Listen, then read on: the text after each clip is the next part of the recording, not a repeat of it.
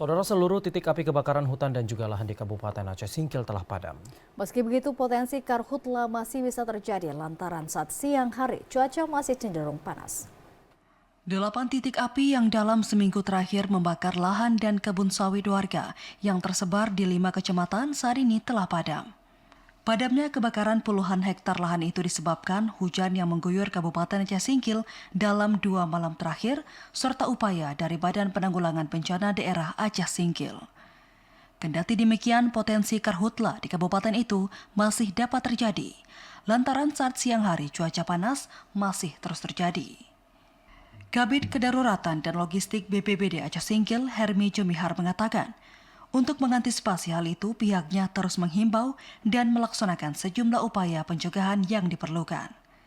Pada saat ini potensi karhutla masih ada, meskipun tidak seperti seminggu yang lalu. Kita terus melakukan himbauan terkait karhutla dan juga telah melakukan pemeriksaan peralatan penanganan karhutla bersama Polres Aceh Singkil.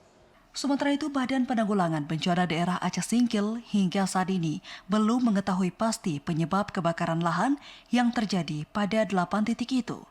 Namun pihaknya meminta agar warga tidak membersihkan lahan dengan cara membakar.